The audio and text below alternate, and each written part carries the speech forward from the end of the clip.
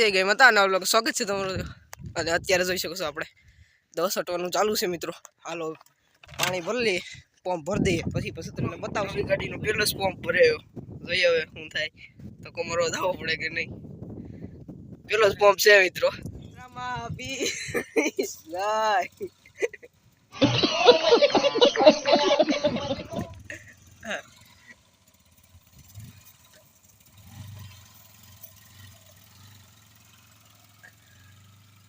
ઘણા દિવસો પછી વરાપ થઈ ગયો ને આ જોઈ શકો છો કાઢો અને માંડા બાપુ જાય દવા છાંટવા ને દે છે અહીં બધું બાપા ઉભા ના એ માણસ છે મિત્રો ખેતરમાં કામ કરવા આવી ગયા જોઈ શકો છો બધા હાલો આપણે ટાંકો ભરી લીધો એમાંથી પંપ ભરવાનો દવાનો ચાલુ છે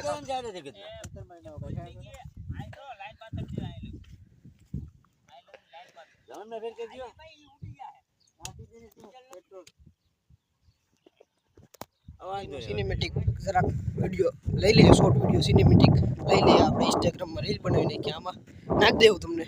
હાલો હવે લઈ લો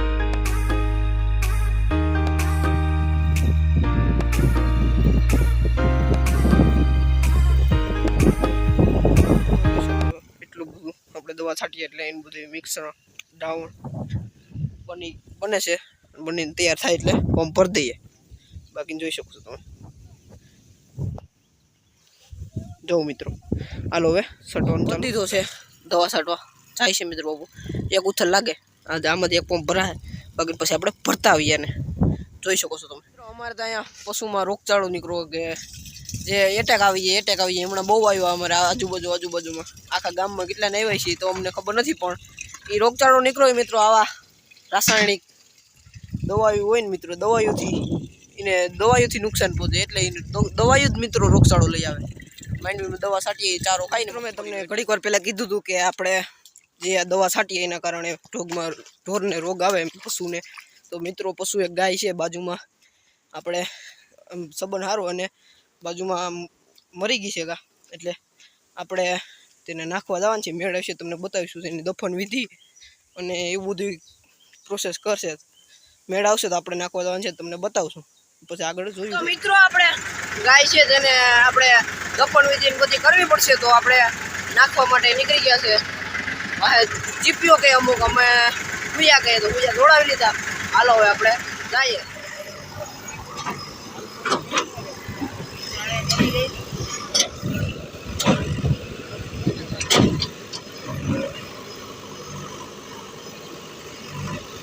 મિત્રો ગાની દફન વિધિ કરી નાખ્યા ભાઈ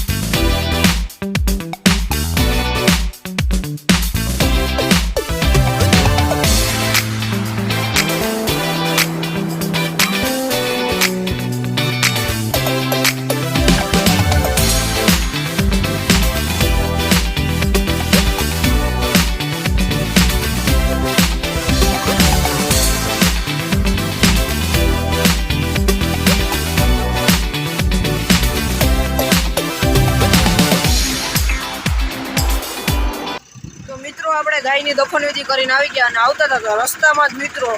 એક ભાઈની ભેણ મરી ગઈ એને એટેકનો લગભગ પ્રોબ્લેમ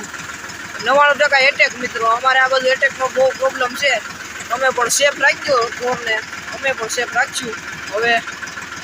હાલો હવે ઘરે પૂગી ગયા છે હવે આ તો જોઈશું તો આપણામાં જે બહુ બધું આગે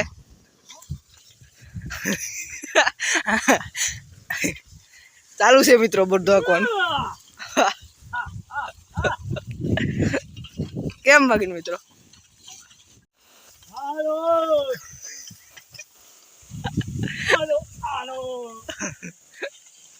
જોઈ શકો છો મિત્રો જીવો બાપુની મોજ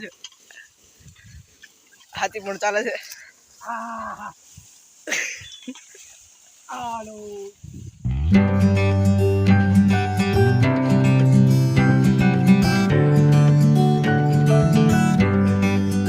તો મિત્રો આજના માટે રાખીએ લાઈક કરજો શેર કરજો સબસ્ક્રાઈબ કરતા રહીજો